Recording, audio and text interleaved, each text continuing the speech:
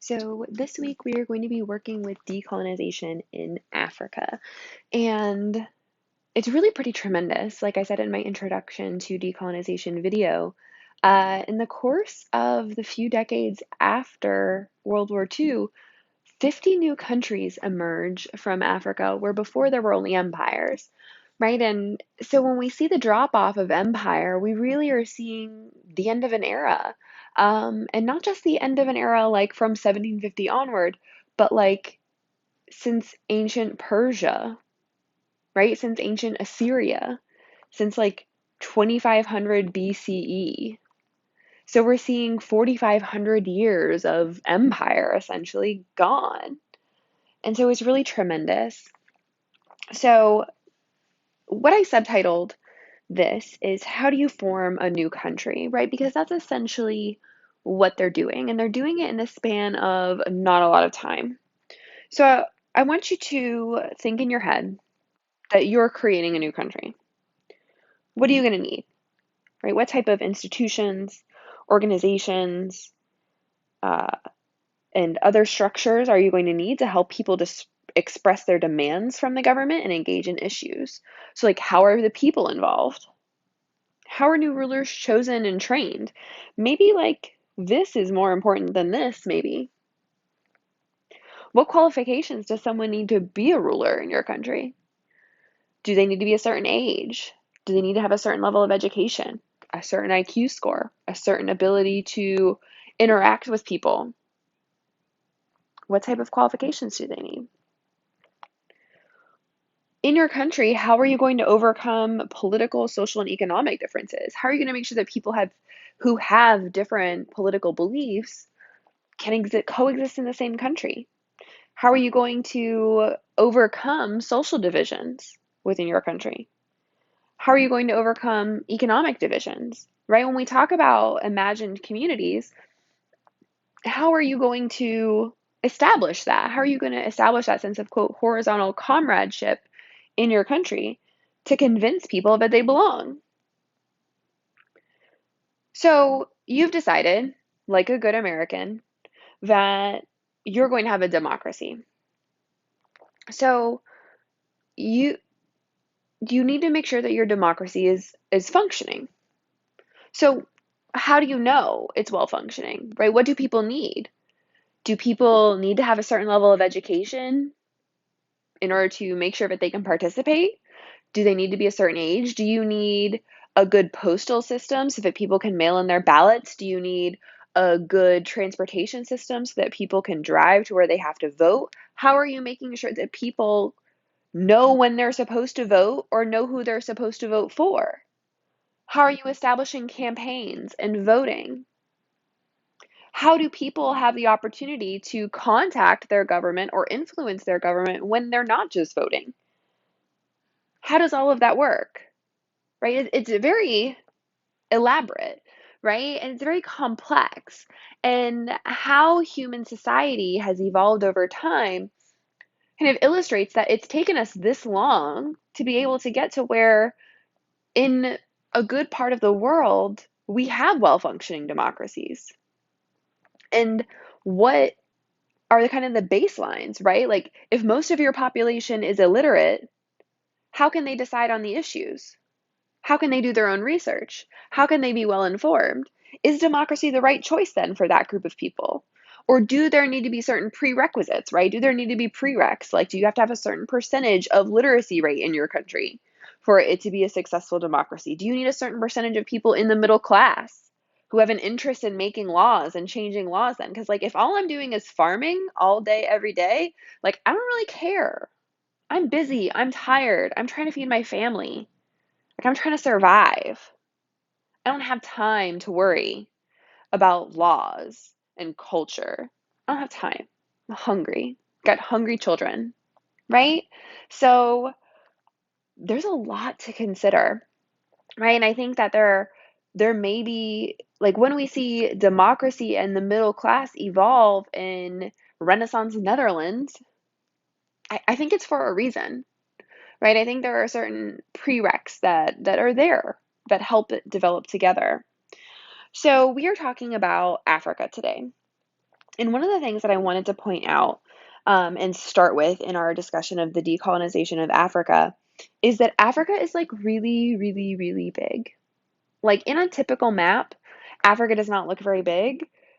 And maybe that's on purpose, maybe it's not. It is difficult to project a 3D globe on a 2D surface. I get it. But for the most part, it looks like what Alaska can fit in half of Africa. This is not the case.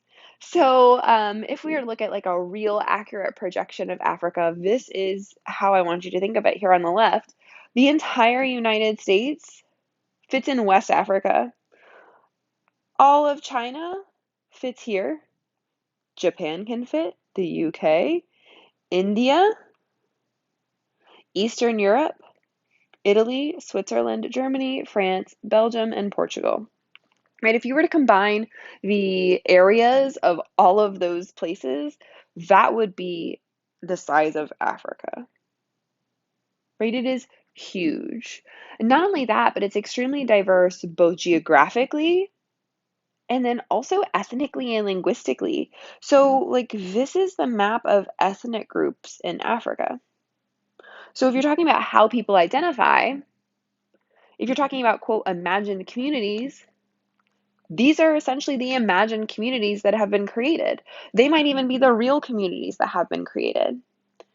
Then we're going to look at the colonial divisions within Africa. So during the Berlin Conference, right, and in the preceding years, or I'm sorry, the succeeding years after the colonization of Africa, during the scramble for Africa, this is finally what a colonized Africa looks like.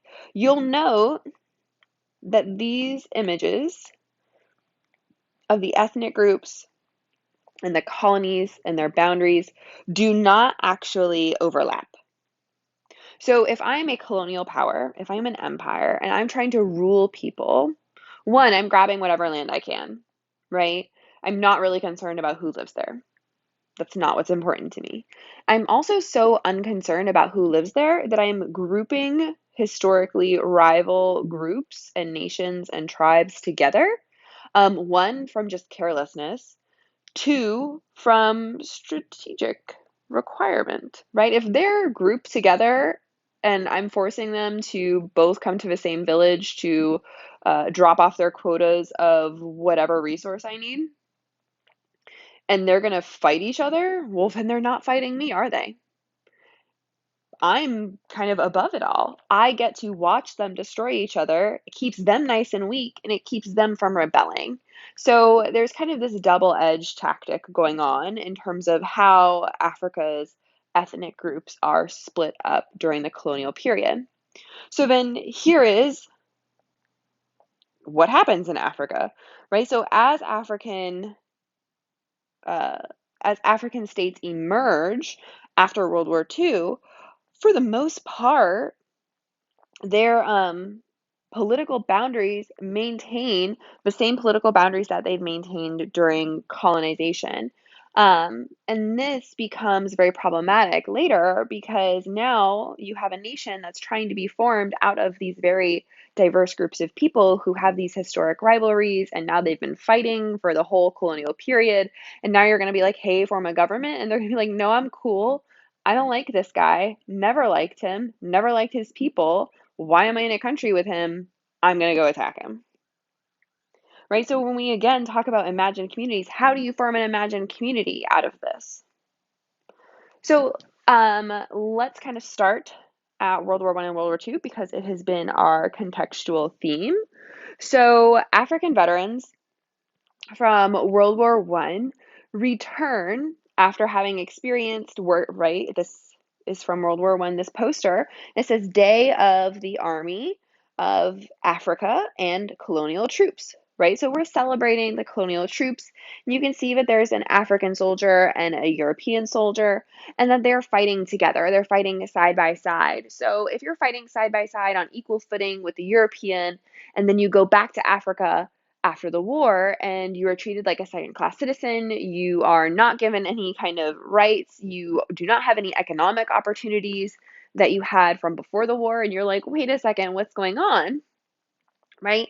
And then in World War II, these are Ashanti troops who fought for the British in World War II. This is over here. And again, kind of we have the same situation, except in the intervening years, right, European society has been totally questioned, just like we talked about before. The Great Depression has caused these colonial economies to collapse. They've called into question the entire nature of empire, the entire nature of the superiority of European civilization.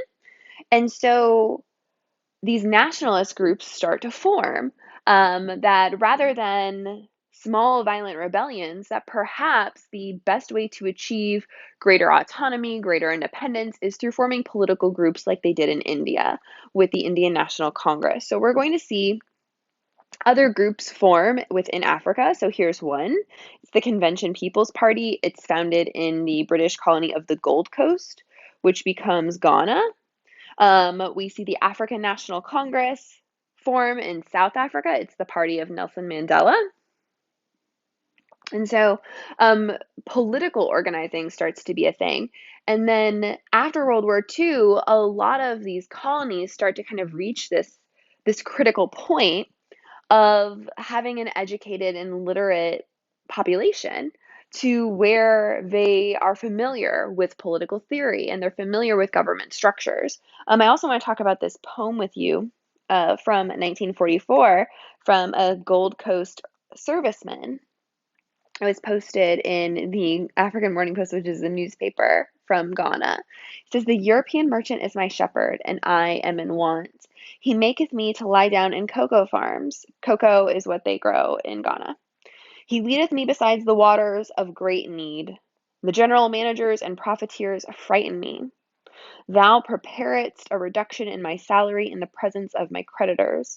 Thou anointest my income with taxes. My expense runs over my income, and I will dwell in a rented house forever." Right? So they're kind of taking that psalm, I think it's Psalm 23, where it says, "The Lord is my shepherd, I shall not want. He maketh me lie down in green pastures." Um, and they've totally altered it, right, to kind of reflect what it's like being an African serviceman fighting for something that always seems out of reach. And so after World War II, we see this new generation of African leaders emerge. Men like this guy, we're going to talk about a few times. His name is Kwame N. That's an N. Nkrumah, or this guy. This is Jomo Kenyatta. So he is Ghana. He is Kenya. This guy, Leopold Senghor. He is Senegal. And this guy, he is Patrice Lumumba.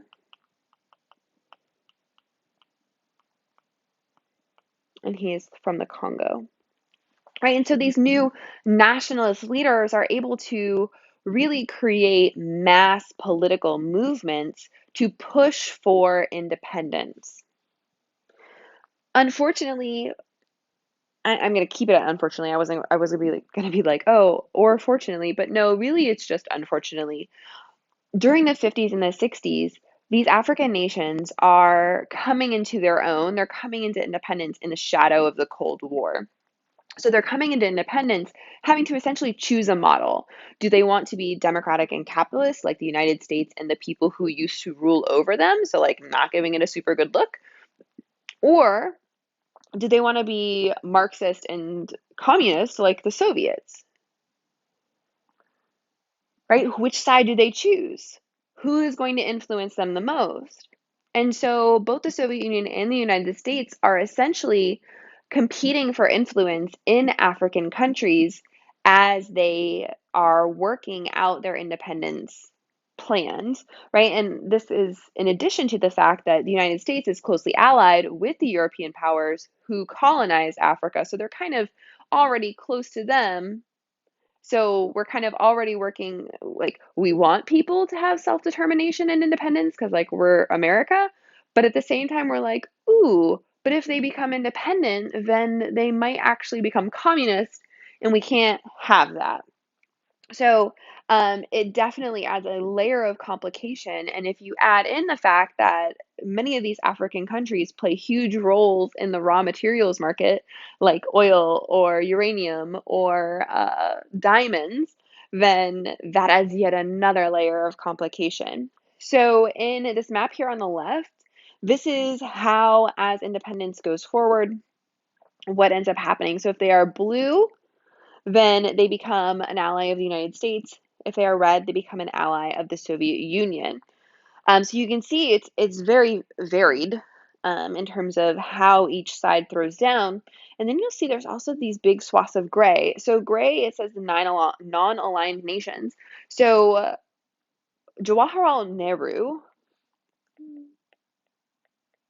who is the first prime minister of India, he initiates this idea of the non-aligned movement, which basically says, like, look, we're new to this whole like nation state game. We're not here to get involved in your Cold War struggles. We are non-aligned. We are going our own way. He calls it a quote third way. And they're going to kind of try and walk the line between the Soviet Union and the United States. So that's the gray on here. But in terms of how the Cold War affects new African nations, I did want to talk a little bit about what happens to Patrice Lumumba.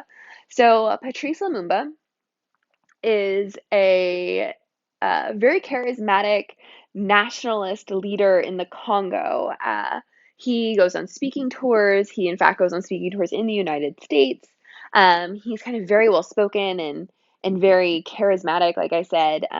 One of the CIA directors who had met him said that he could walk into a party as a waiter and emerge as prime minister. Like, that's what a great talker this guy was. And he helps to negotiate Belgium's leaving of the Congo, their withdrawal from the Congo. And Belgium kind of really doesn't want to go. They leave their troops there. Patrice Lumumba's like, why are your troops still here? He keeps pushing the United Nations to make the Belgian troops leave. The Belgian troops won't leave. In fact, the Belgian troops kind of encourage this secession and civil war in the very mineral-rich province of Katanga. And so now, like the brand new Congo, it's 1961, the brand new Congo already has a civil war on its hands. And Patrice Lumumba is trying to deal with this. He is making some very questionable choices, kind of in hindsight, obviously. He wasn't quite a Marxist, but he kind of spoke in a way that you could interpret it as being kind of Marxist. Like, he would talk very anti-European, very anti-corporation, kind of like, oh, what has capitalism ever done for us? These types of things. And so the United States and its allies are kind of on edge about him. And as this conflict is becoming more pronounced with Belgium, the Belgians are asking the United States and the CIA for help to do something about him. So he is arrested. He is like he's overthrown by his like longtime general Joseph Mobutu, and he's held in like house arrest for a while, and then he's transferred, and then he like magically disappears and is announced dead. Basically, the Belgians and the CIA had engineered this coup to overthrow him, and had then also engineered his assassination as well, and dissolved his body in acid so that it would never be found. Um, so after this, there was like they had a president and a prime minister, so kind of like France does. And the president, Joseph Kasavubu, is also removed from power, and Mobutu comes into power, and he is a military dictator of the Congo, which he renamed Zaire because he feels like the Congo is too European. From 1960, like two-ish, to 1997, and he's a military dictator of that country. So right? So just kind of like in Latin America, where fear of communism really led the United States, kind of driven by the CIA, to make some questionable decisions about what types of governments were installed as long as they weren't communist. A similar situation is going to happen in the newly independent countries of Africa. So Africa is one of the most minerally rich places on the planet. It is absolutely overwhelming how valuable the resources of Africa are. So, why is it that somewhere like India has become such a well-functioning democracy, yet in Africa we see this huge range of success post independence? So, there are some places like Botswana who have been wildly successful. They have had a functioning democracy since their independence in the 1960s. They have had double-digit GDP growth almost every year since the 1960s. Um, they have a huge growth in literacy rates. They have like one of the highest literacy rates in Africa. So they've been really, really successful. Whereas other places have gone from military dictatorship to military dictatorship to military dictatorship. And so it's confusing as to why this has happened. And so one of the big issues that we see in Africa that we didn't see elsewhere was, of course, the legacy of imperialism was much different. So whereas somewhere like India was colonized by one place, Great Britain, and they allowed for high caste Hindus and upper class Muslims to become involved in the administration of the provinces. In Africa, we see instead a kind of this emphasis on not educating a lot of Africans, not really incorporating that many Africans into the government structures, into the colonial government structures. Like, for example, when the Congo gains their independence in 1960, they have 16 people, 1 6 people, who have college degrees. That's all in the entire country. So, how can you run a successful country without that, right? Plus, after independence, everyone who worked with the Europeans looks really bad, and their authority is very much undermined. So, you get rid of them too. Well, then who do you have left? Right? Anyone who worked with the Europeans, who knows how government functions, who knows what to do, they're gone. They've been overthrown because they're collaborators with the Europeans. And the only people you have left are in the military. So you end up with a military dictatorship. And that's kind of how it went. That's one of the big differences in terms of why somewhere like India can be so much more successful. In terms of just the history of political organization and rallying, right? If since 1885, when the Indian National Congress is founded, Indians have been seeking more and more inclusion in government. That's not happening until like the 1930s in Africa. See, there's just not that established tradition of having an educated political class that can really help to run things. Right. And then the other part is the imagined community, right? How do you create an imagined community out of this? Right? If we go back,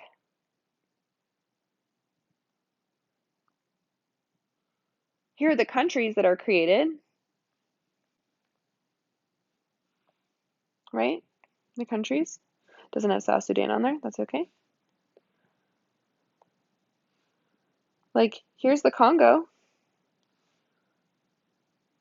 How do you convince all of those people that they are a country, right? That they belong, that they have shared values, that they have a shared vision for the future, especially when they've been driven apart for so long. It's a series of kind of unfortunate realities that were not given the time to resolve themselves, right? Given enough time, that community of trust could have been built. But when Belgium says, okay, fine, have it, and they turn over the country in 6 weeks, that's not going to happen. right? But what would benefit Belgium in helping the Congo be more successful, right? They can't see, besides spending money on a place they're not going to get money from later, right? Especially when they've already dumped so much money into building railroads so that they could extract diamonds and gold and send them to Europe, right? So the infrastructure isn't there also. The infrastructure that was built in Africa is only the infrastructure designed to take valuable products from Africa to ports to send to the mother country, not to communicate within Africa, not to send people from one city to another, but to send diamonds from the mine to the port. So that adds another layer, because then how do you get the economic standing to be able to build new roads, new railroads, schools, universities, theaters, shopping centers, courthouses? How do you get the money to build it? You take out loans from the IMF, the International Monetary Fund, and the World Bank. So then that's more European interference. And then you're frustrated by that. And then you overthrow the government again. So it's kind of this vicious cycle.